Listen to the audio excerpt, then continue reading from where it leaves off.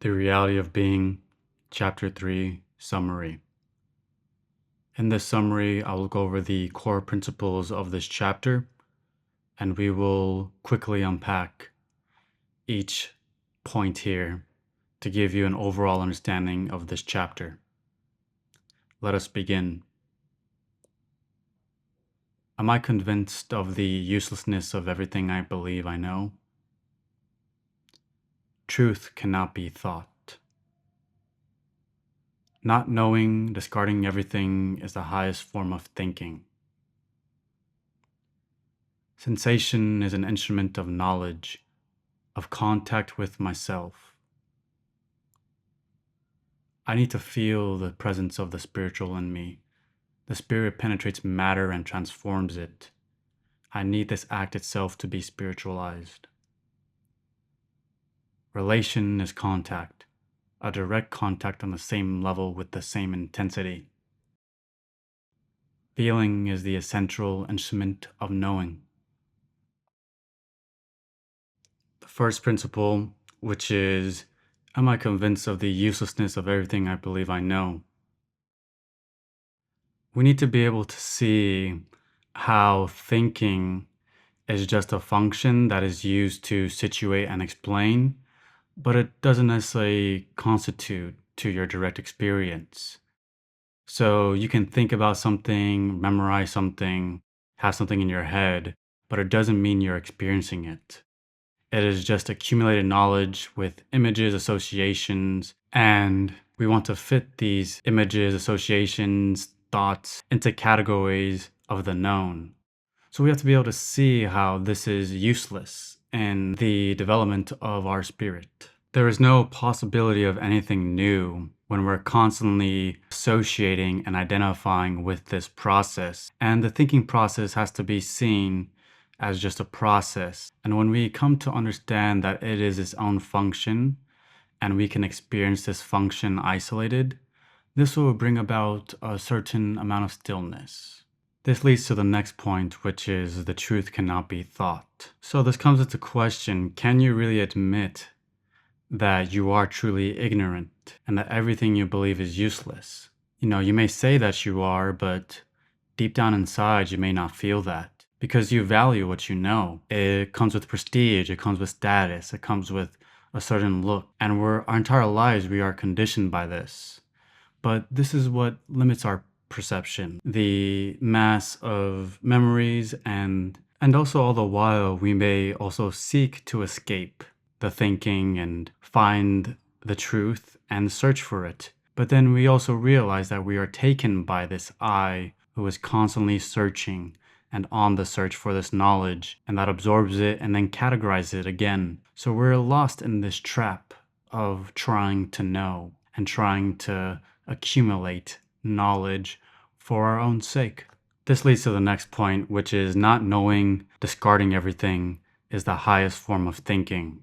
Our relationship with our thinking mind must change, and we have to see its conditioning and be able to uncondition it. We need to see that our thoughts are held to the stubbornness of different ideas and different forms, and that this has nothing to do with the truth, which just is. And so the relationship that we form with our thinking is that we need to be able to free our thinking enough to discard all the thoughts that come to mind and to question without trying to receive an answer. So we need to understand that when we don't know, this is the highest form of thinking, and that anything else that appears within the realm of thought is false, and that we have to see the thought without judging it. And this creates what we call attention, which is the essential energy within yourself and throughout all mankind. And this leads to the next point, which is sensation is an instrument of knowledge, of contact with myself. We begin to see how the thinking is useless and that sensation is where we feel something more real and more direct. And with this directness, we have the silence of mind. And we'll start to notice how there's glimpses throughout our day, throughout each moment, where the mind will just go quiet, and that there is a certain level of contact to ourselves that is there that once wasn't there before. And this leads to the next point, which is I need to feel the presence of the spiritual in me. The spirit penetrates matter and transforms it. I need this act itself to be spiritualized. And so when we feel sensation, we understand that what comes with sensation is a process of relaxation. And when we start to relax ourselves, each tension that we sense and we relax opens us up more to what we would call the void or nothingness and the unknown. We begin to discover that thoughts are tensions as well as emotions, and that energy is stopped by vibrations of tension. And this leads to the next point, which is relation is contact, a direct contact on the same level with the same intensity. We begin to realize that we only have access to the true self only through sensation, and that when we begin to relax tensions in the body, that we develop different kinds of sensations that become finer and more stronger the more that we relax. And this leads to the final point, which is feeling is the essential instrument of knowing.